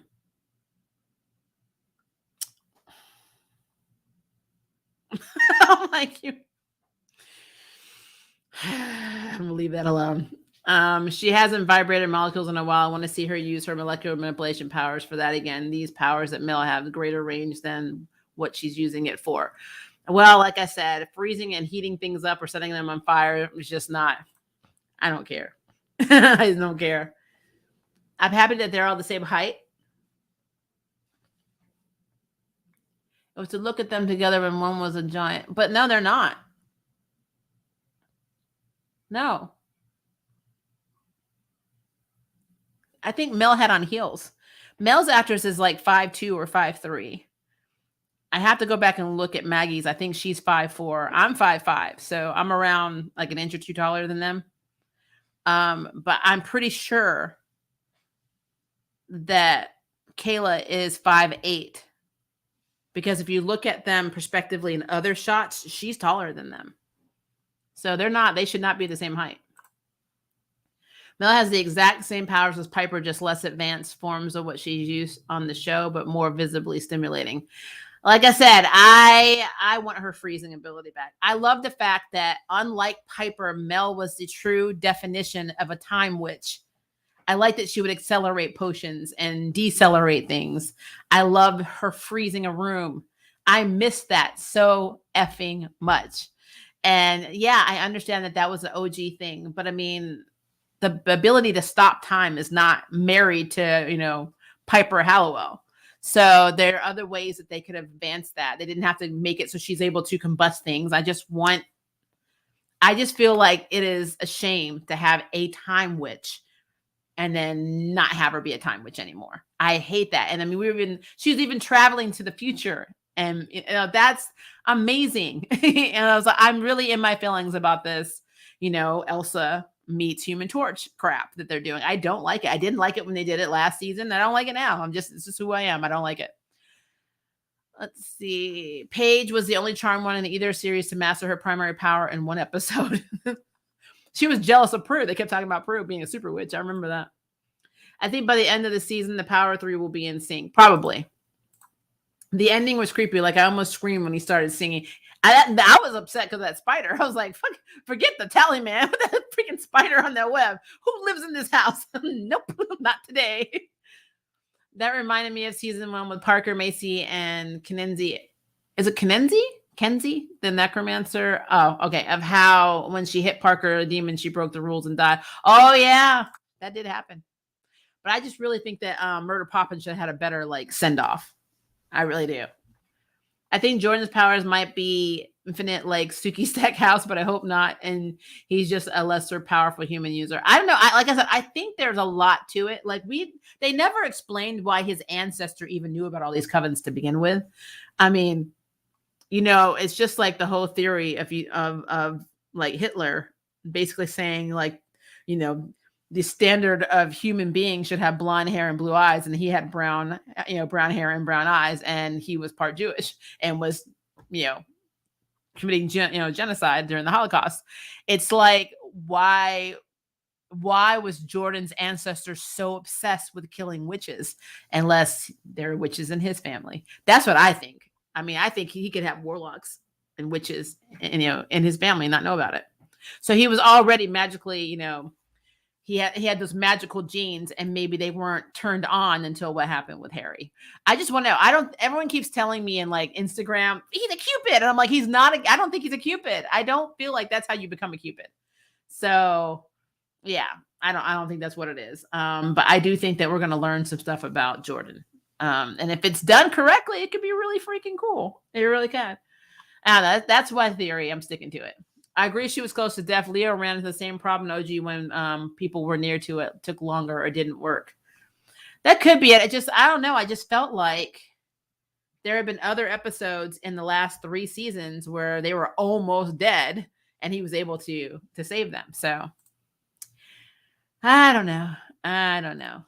She kept her memory. I'm hoping that that's what it was. I'm hoping that was just saying, hey, shush, be quiet. We know where you live, and it wasn't a whole, hey, step to this little portal where we've put a little spell on it. So when you step through on the other side, you won't remember anything that's ever happened, because that would be really messed up. I think they were just saying that to keep everything quiet. Okay. I like that Kayla at least has a confidant. Yeah, I love her and her BFF. Like I said, Brynn sold the show for me when she found out she was a witch. Like at first she thought she was tripping on edibles, but I love when she was sitting there and she's like, wow, there's a lot to take in, or these some really weird edibles. And then, Kayla's like, I was trying to tell you I'm a witch. And she's like, so you're not sick. And she instantly went to, but you don't have cancer again. Yes, you just told me this extraordinary, hard to believe information, but you don't have cancer. And that's all I care about. That is a real effing friend. That is a real friend. And I want Brynn to be in the show more. I really do. I want justice. #justice for Brynn. That's what I'm going to say. Because you already got rid of Baby Swan. She's gone. I need Brynn back. Brynn was just assuring Maggie that she would keep the secret when she said, forget what, in a laughing manner. Okay. I just want to make sure. Yeah, I agree. Kayla needs Brynn, just like Phoebe and Piper let Paige have Glenn, someone to talk to. Oh, remember Glenn? Someone to talk to their closest outsider prior to charm status. I agree with that. Didn't Glenn end up getting married to some girl And like, I thought there's like an episode where Paige was like, I'm going to finally tell Glenn how I feel. And he's like engaged to a whole other woman. Thought that was crazy. Glenn was cool though. Glenn was so fine. Everybody likes Glenn. So Bryn is Glenn. I see that, Sean. I agree with that. It's on the property in the backyard. So that's where the bus is. I can never tell where the line is because, the house moved there. And quite frankly, I never understood how they got permission to stay there because that they don't own that line, that the land it's on or the lot it's on, or unless they cast a spell or something they do now. I don't know. So like, who do they pay taxes to for the magic house that just followed them and them there and just parked on this like abandoned lot? It's weird. It's just weird to me. And like, I've always had this vision of it being in the middle of nowhere in this neighborhood that nobody could ever find, but people find it all the time now. So I'm just very confused. I'm very confused. It's the backyard. Looks like a parking space. Okay. I know they're not going to give her Macy's room or Abby's couch. Oh, yeah, it is Abby's couch. You're right. How do you spell her name? Bryn or Bryn? I think it's Brynne. That's what comes up when the subtitles are on when I watch it on Xfinity. May not be true, but that's what I think it is. Brynne. Marisol wasn't even gone a month right when Macy got her room. True, but that's the daughter. So you can get mama's room when you're the daughter. This episode was very clever. I liked it. Only 2 charm eps in so far, and it's good. There's a lot going on. It's not like Naomi, very slow, but I'm sticking with it. I know, guys. And I also know that I owe you a Flash review. I'm probably going to make a video for that and Kung Fu on tomorrow, sometimes mid-afternoon, because I do have 3 streams tomorrow. We have Yashahime, we have Owl House, because the Owl House comes back tomorrow, which I'm excited about. And we have our trash comics with 2 Flash comics that you guys are going to probably shiz yourself over because they're absolutely stupid. So it's a thing. Harry always waits until the last second to try and save someone, like when they held her in season 1. And Julian, maybe they will find a way to bring Tessa back so she can show Harry how it's done. Hell, we need to know what's going on with everybody in the show. Like, what's going on with the sister? Julian's sister. Is Julian's sister dead? Did we check on Julian's sister? I'm like, what's going on with her? There's so much. Oh my God, no, it's such a slow burn. I'm over it. Yeah, I know, guys. I was happy to have a break this week. Like, I really was. The only 2 shows that came on this week are Flash and Kung Fu. I was so happy to not have that in Arrowverse review this week, guys, because sometimes it's just really draining. Though I am excited on Superman and Lois because, I need to see if the parents or what's going on with Jonathan. I think I'm more in the Jonathan storyline right now than everything else. Harry was given some good advice and pep talks this week. He was giving back some. Yes. I'm so used to it being Jordan who's in the room saying, so we should do this, this, and this, and this, and this, and we should do this, this, and this, this. How do you really feel about that, though? Do you really think you're not messing up? At the end of the episode where Maggie was like going to kick demon ass because she can't deal with the fact that Kayla's going to be there. Instead of like lecturing her, he tells her to give him the brass knuckles, and they go. And I'm just like, he's trying hard. I love that he's putting their relationship first and her grief first over what he thinks she should be doing, because Harry's right. When somebody's grieving, you have to meet them where they're at in the process. You can't just make them not grieve anymore, make them act a certain way. So I do like that. That's very realistic. I think I'm about to tap out on Naomi, and I'm in my feelings for it because it took Painkiller, POC, young adult, token slot. I agree. I'm so glad that I'm not the only one that's just. The sad thing is it has so much potential. It just has so much potential. The character has so much potential. But then I'm over here looking at Miss Marvel's trailer and then thinking about Naomi, and I'm like, man, I'm like, really? I'm like, why are you doing this? I would have loved for Naomi to be more like Miss Marvel.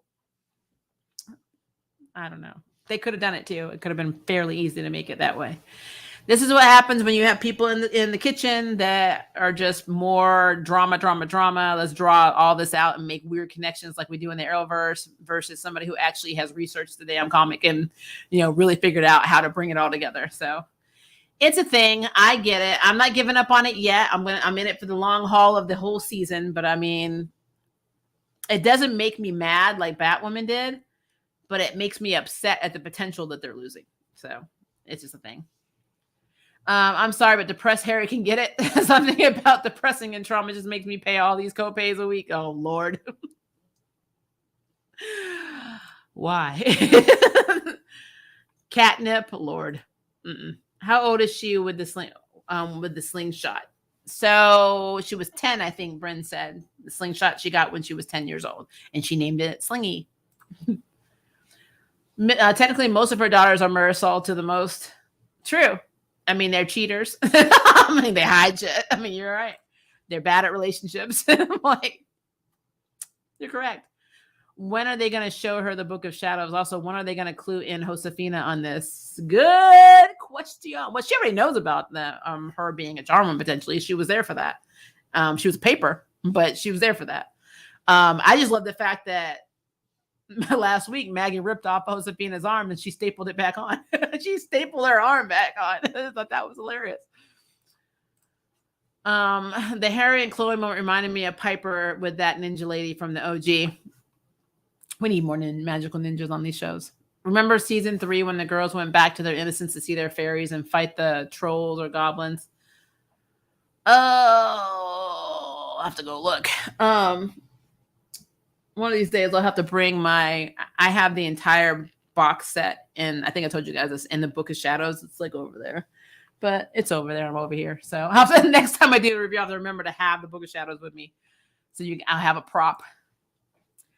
I'm wondering how they are connecting this show and the OG. They've been doing it for a while. Now, if you're talking about canon connections, I don't know. I know they've been copying a little bit from it, like at least taking stuff that happened to OG and reworking it.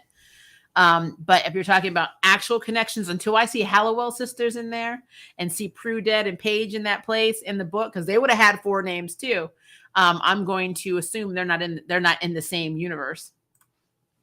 Even though they had Melinda Warren in the book, and supposedly, I think someone said last week in the stream that they're going to be making connections to Melinda Warren.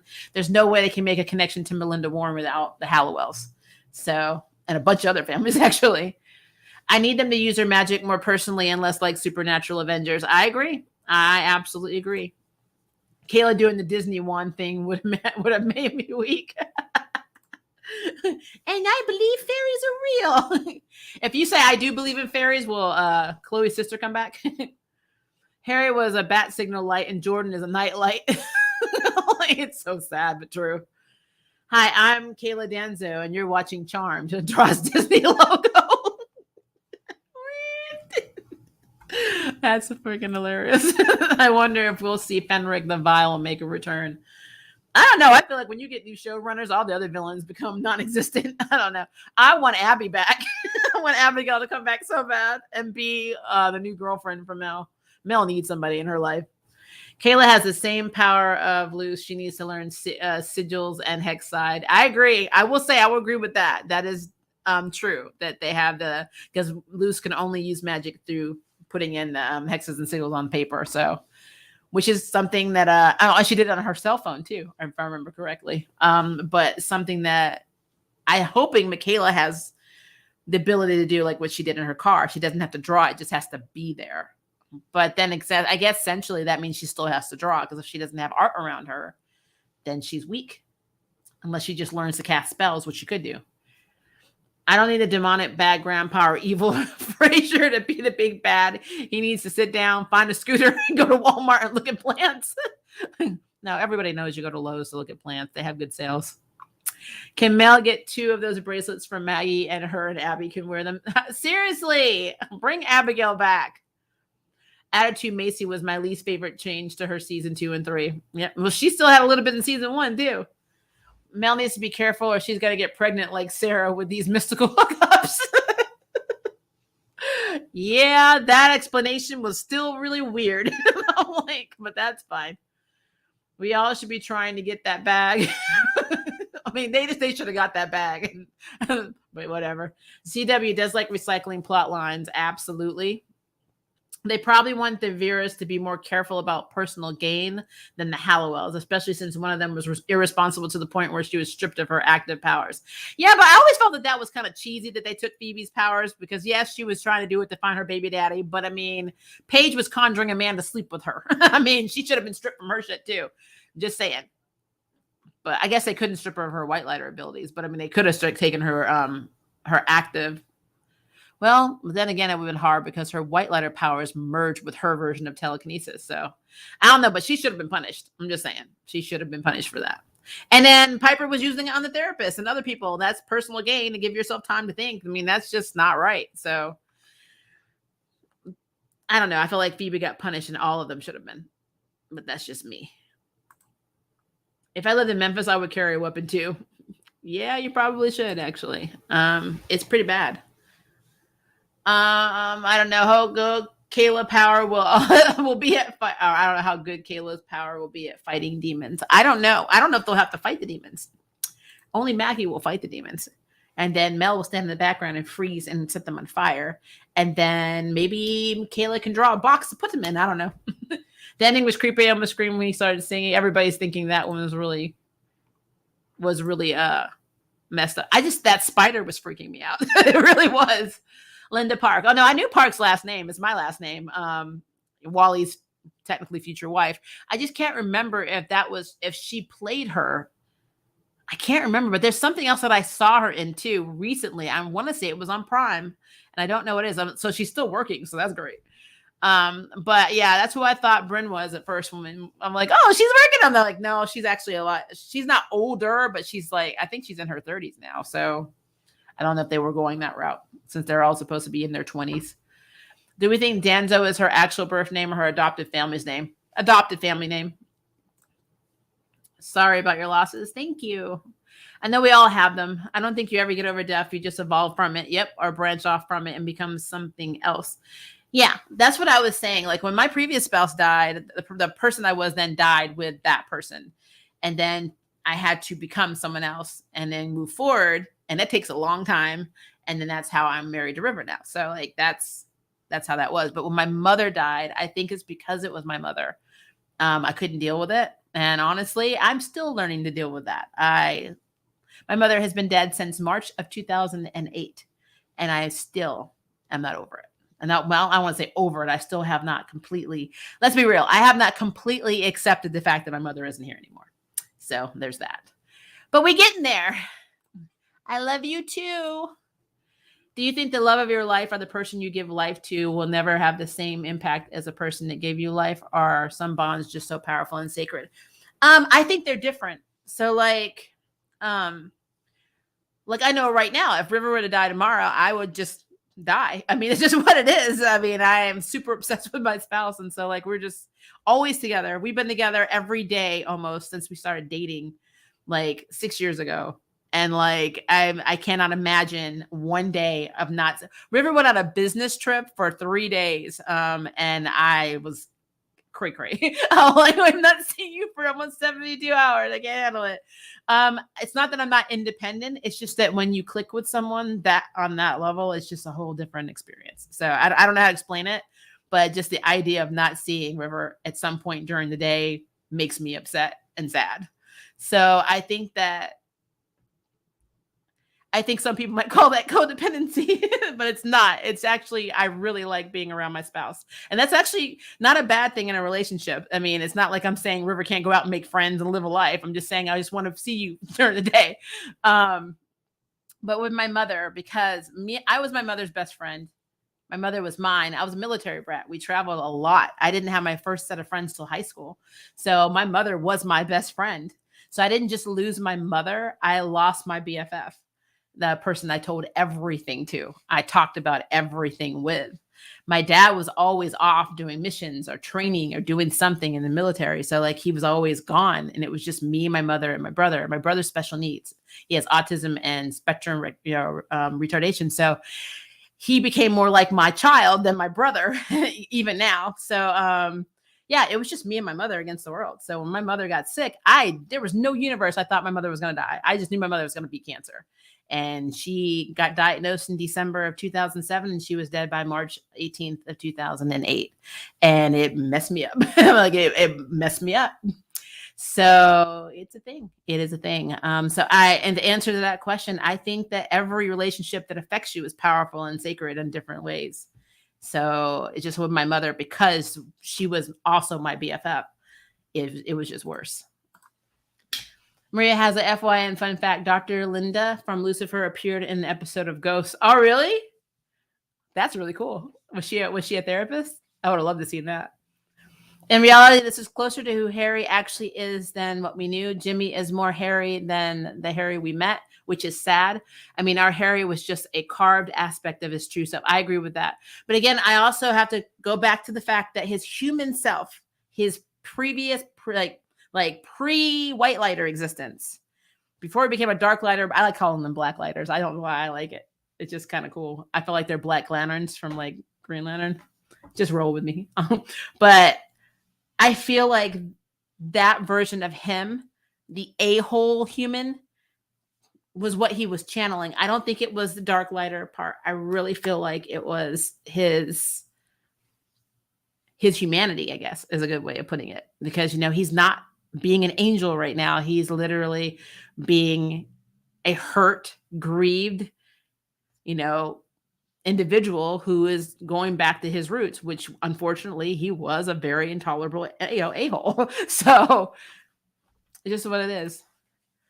I tweeted a version of the names in the BOE after Macy passed and was very happy to see how they added them in. Did it confirm that Kayla is a sister? No, not yet. We don't have any other information. Hey, Maria, I'm sitting here watching your stream eating dynamite pen with meatballs. Pan with meatballs. You do you, boo. I'm going to have some popcorn when I'm done. I'm glad I made curry tonight, though, so I'm doing great. I'm glad they still keep Macy's legacy while she's not here. It's better than what they did with Prue. Well, I know why they did that with Prue, to be honest with you. Legally, they could not afford to pay her because as an actor, and I know this from voiceovers, it's the same. Anytime they use your voice, your image, or anything, you have to be paid a union fee. And the show was already struggling. It's why they got rid of Daryl, which is kind of bullshit. They chose to get rid of Daryl's character to be able to afford to do more magic in the series. And so it sucked. It was stupid. And honestly, he was like the only real POC representation you guys had left in the series. So that was a really dumb choice. But they couldn't afford Shannon Doherty's rate. And that's why I didn't have pictures of her or any of that stuff, because they would have had to pay her. And that's why whenever they talked about Prue and you saw like previous like references, like they would show stuff like when she was turned into a dog and then was Crash Piper's wedding and things like that. That's why they did that. So it sucked. And I mean, I don't think it's because they wanted it that way. It's because they couldn't afford it. Jordan's powers look more like he is putting energy into the subject, and Harry's look like he is draining, or his is draining. It does actually. Huh. I agree with that. I really do. Jordan is the Pete Davidson of charm fandom, and Harry is the Kanye. You're not wrong. You were not wrong. All right, please, I'm so sick and tired of hearing about them. Please don't bring them here to our sacred place. Yeah, that's true. Didn't Morbius, Blade, and technically Spider-Man get their powers from blood transfusions? I mean, so Blade will still have vampire because his mother was bitten while she was pregnant. So I don't know. I guess technically that's a blood transfusion, vampiric on a vampiric level. Morbius did it with an enhanced serum. So technically it wasn't a blood thing. It was more like a morph serum that had the basis of blood, through hematology. So it was blood, but it was like the vaccine or serum. And technically Spider-Man got his powers from a radioactive spider. So it bit him, and this substance went into his bloodstream, and the blood was a carrier. But no, he did not get that from a blood transfusion. I missed the jury. You're in the jury. I need to do more of our is blah blah blah videos. Is this person the a-hole? Question mark. I really hope you guys tune into Trash Comics tomorrow for the 2 issues we picked from the Flash, because they are absolutely wrong and on every level. Naomi is back to being boring. It picked up a bit, which was exciting, and then dropped back to a very slow burn. I want to stick it out. I'll try again or catch it on stream. I know it's hard. I know it is. I so wanted Harry to get dosed with the whimsy of the pixie dust again. That still tickles me. Yeah, well, I mean, he's getting dosed right now with alcohol, but that's a whole other thing. He's an angry drunk. I like the Hawk People Wings and Legends more than the mech. Yeah. Yeah, I wonder how they're doing. I wonder if they're going to be referenced in the Naomi, even though they're not supposed to be in the same timeline, I guess, or universe or Earth. I knew the time powers were the baby's lighter, less opinion. It was her with the pregnancy hormones. I'm in my feelings about that, guys. I do miss a time witch. I absolutely loved her being a time witch. I'm like, finally, it's not a molecular manipulation. It literally is a time witch. She really is manipulating time. I love that. And it's so stupid they're not doing that because it was different. I don't know. Season 1, I'm telling you, was my OP for this series. I really like Kayla. I obviously like her and Bryn. I like how the season is going, but if you're going to ask me my favorite season, even right now, I'm going to tell you it's season 1. It just is. I believe she's getting some kind of time power. We'll see. We will see. I love the spider on the web. It was very reminiscent of the OG series name. It just still creeped me out. She can still get the power to advance to what Piper could do. Her power set is the same, but gradual. But once she gets stronger, it might get to molecular inhibition and spontaneous combustion, which, that's fine. But I would take her traveling back and forth through time over any of that, honestly. I love her manipulating time. Why hasn't Parker or Nico or even Jada come to give condolences? At least send some flowers. Why hasn't Nico or Jada come back when they realized that they were alive? I mean, Parker has seen them, but just saying. I actually really wish we got a Macy funeral, but I guess she didn't know many people. How do we know that? She had a whole life before she met them. She probably knew other people that would have come to her funeral. I really expected Abby, to be honest. I really want Abby to come back, but I don't know if that's going to happen. So, Mel could freeze time like Piper probably soon, but still wouldn't be a time witch, but it would be cool to have the effect. Still, I want her to be a time witch. That's it. That's what it was. I thought the house was invisible. I can't tell anymore because people have showed up at this house. So how are they finding it? I mean, technically, Jordan showed up at the house. It wasn't invisible to him. That's before he got his power. So I don't know. The manor stays and gravity falls. Is that what it is? Why not? It was glamored. Ray messed that up, I believe, season 2. Yeah, I'm telling you, I don't think it's that way anymore. I think molecular powers could still fall under the time witch category in the sense that speed is still an aspect of time. I do agree with that. I really want her to be able to advance to the point where she's able to go back and forth. I mean, yeah, there could be limitations. Maybe she'll only do it for a short amount of time or before it sucks her back in. But I mean, how cool is that? She hid the Sorcerer's Ring in the future, That's pretty damn cool. That's not something Piper was ever able to do. They were only able to go back and forth in time with a spell. I love that Mel had that power. And now that she's the oldest, she needs to have a power up because Piper got really badass when she became the oldest. That needs to happen for Mel. I don't want her to still have her Elsa and Human Torch abilities that we see every so often, every 5 episodes. I want her to be able to travel, freeze time. I feel like her freezing time and doing all this stuff takes less CGI budget than what they're doing right now, which is why they don't use it a lot. So it's stupid. Give her powers back. Are there any trash comics for Spider-Man? We did One More Day, the shittiest storyline ever from Spider-Man. So that was the last one we did. So you can look at that. It's actually put it in the playlist. But we'll be doing more. Trust me. Oh my God, I completely forgot about season 2 of Yashahime. Yeah, we're in it. I got reviews up. A magical artifact he stole. Who stole? It's Samantha's look the same. Molecular inhibition versus chronokinesis for how they look. I think the potential and how it would develop for each power set would differ. Yeah, like I said, it's problematic. It really is. The problem with Naomi is too damn slow, and the minor plots with the team drama move at warp speed. Yeah, the drama with the teams go like that. Romance, bam, bam, bam, bam, bam. Like, she even resolved a whole love triangle that she was only in for 2 episodes, but yet your actual story it's like creeping along. Don't Mel, Vibe, and Quake and Piper all have the same power?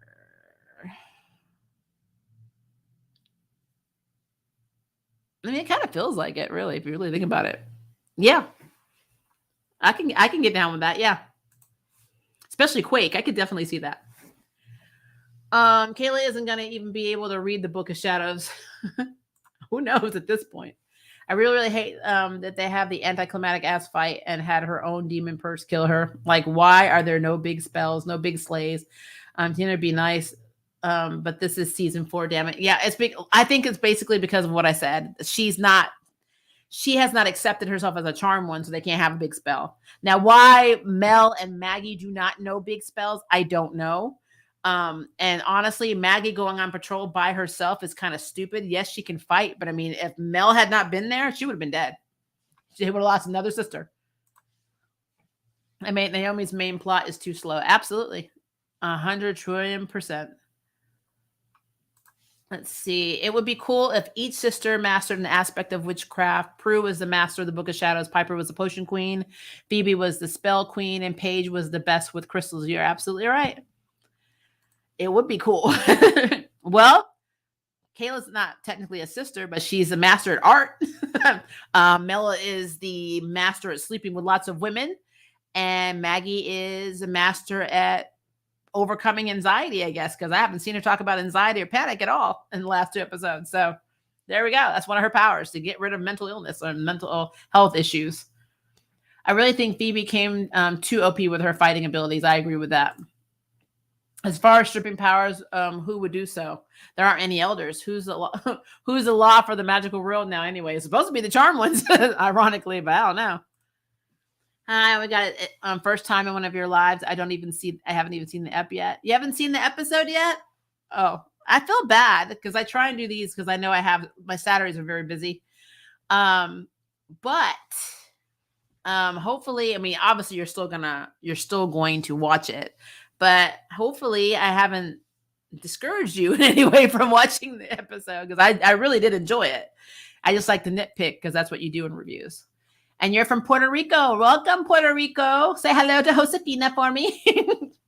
Would anybody be offended if they gave Macy as a guardian a similar role and usage to Grams and Patty and OG? No, I would be okay with that. It's getting her to do that. She'd have to do it over Zoom because she's in the UK and she's doing theater right now. I really enjoy these discussions. Yeah, I think that they are I love when people have varying opinions, especially if you don't agree with me. I think it's awesome.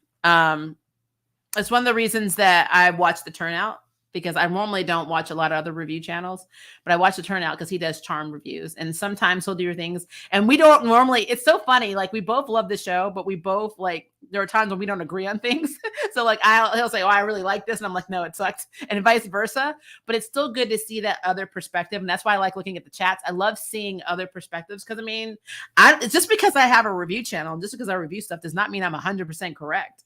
That's the beauty of reviewing something. You're doing it from your perspective and not somebody else's perspective. I've been really lucky with some of the shows I review because some of the stuff I've called out have come to pass. But to be fair, if it's on the CW network, it's not hard because it's kind of predictable writing. So, but for this, because this is something new they're doing, it could really be anybody's game. I mean, quite frankly, it could be a magical bone marrow transfer for Kayla or a blood transfusion. I just don't like that. I feel like it's a cop-out. I really do. I think that if you're going to go big, go big. Do not repeat what you did with Macy and a blood transfusion from a demon, a necromancer, and then have this be, somebody donated this magically to you and it just happened to be either Marisol or Macy or, a charmed one. And that's why you have that blood. Then you're basically a charmed one by technicality. I don't want that. I want them to be a destined reason why they are bonded. So yeah, I just feel like it would be a cop-out for me. Is Deadpool healing factor stronger than Wolverine's? I mean, he has a regrown major limbs. I think he is kind of like Cell from Dragon Ball Z, but I've never really seen anything close with Logan. There is an issue where he fought the Punisher and he pulverizes Wolverine and he runs him over. I forgot what machine it was, but he literally runs him over and rips all the skin off of Wolverine's body. And no joke, the skeleton was regenerating the skin and putting himself back together. He also fought the Hulk. I think I did a video on this on my channel about some badass things that Wolverine has happened to Wolverine and he's recovered from. But I remember Hulk literally ripped him in half, and his torso and his legs, like his torso and legs were crawling back to his chest and his head and the rest of his body, just crawling back together. and you saw his body putting itself back together. So in retrospect, to me, Wolverine and Deadpool are pretty damn much the same. Like, because Wolverine is also a baby's kid. He doesn't die, he multiplies. So that's what I believe. I feel like Naomi doesn't know if it wants to be Black Lightning or Riverdale. It wants to be both. I mean, it wants to be Black Dell, Lightning Dell, Black Lightning Dell, Black Lightning Riverdale. Black Riverdale. That's what it is. One of my favorite lines Paige always used with the crystals was Crystal's Circle. I liked her power. The quality of season 1 was way than 2 and 3. I loved season 1. It's like they started off on this trek and I was like, okay, I can get behind this. And then they just went south and I got so annoyed. I don't know if they would have survived that battle with the Source without Paige and with Prue, to be honest. And with Prue. Prue was badass. I'm gonna be real with you. Prue was a badass character and her powers evolved greatly. And I think if she had been alive, she would have gotten more OP. I like season 1 with season 2 characters. So just throw Abby and Jordan into season 1 and keep Jada this time and you would be good. Yeah. I mean, I would love them to bring Jada back. I love Jada. She had a lot of chemistry, but I know there's a lot of chemistry between Mel and Poppy, the actresses that play Mel and Abby. They just have chemistry. I don't know why, which is interesting because sometimes when Mel's making out with women, it's almost like she's grossed out. It's just something in her face. It just is really weird to me. Well, we know Freebie's ass wouldn't. Her and Leo were so tied up in being in love after watching it over and over and over. So it's kind of sickening. I agree with that. I love that Freebie. That was her nickname in high school. I remember that episode. I'm a Prue super fan. Prue's my favorite charm one. So you're preaching to the choir here. My favorite OG one has always been Prue. Phoebe chasing is what got Prue killed. No power of 3 and no healer or Orber. Yeah. I just realized something. Perhaps a demonic Poppin showed up because Michaela's powers leave residual magic. Some butterflies stayed and the residual scent allowed the lady to find her. But I mean, that should have been true for all of them. All of the stuff they did should have left residual magic, especially Jada. Jada was using her magic to punish people. So I don't know. And Fiona should have been killed. Like, as opposed to other powers that are simply one and done. I don't know. I mean, I really feel like Jada being half white light or half witch should have definitely left a residual effect. Maria, the Reeds of the sisters. So I'm weak. I am weak as well. Mel does need a stronger power advancement and with Macy dying as the eldest to protect her sisters like Piper. Yep. How is Dynasty and Nancy Drew even still on and Black Lightning and Legends soon to be gone? I've never watched Dynasty. It looked too stupid to me. So I remember my mother watched a few of those episodes of the original show and I didn't look anything like what was happening on the CW. And Nancy Drew just annoys the shit out of me, which is sad because I really like the character of George. Nick's not a bad character. It's just, I don't like the writing on that show. It's just really dumb. Okay, I think I got through all of the questions. I am so happy because I'm telling you, with sinus problems and a headache, that is a very grand accomplishment because these lights, even the ones I have right now, are bothering the hell out of me. So, but I am extremely happy that this episode is living up to my expectations. I had a lot of faith going in. I didn't want to go in closed-minded, but like, okay, this is going to suck because it's on the CW and it's charmed and blah, blah, blah. And look what they did in the past. I'm happy that, so far so good. I'm loving what's happening with the new characters. I'm loving what's happening with the plot so far. Please don't make me regret saying this week.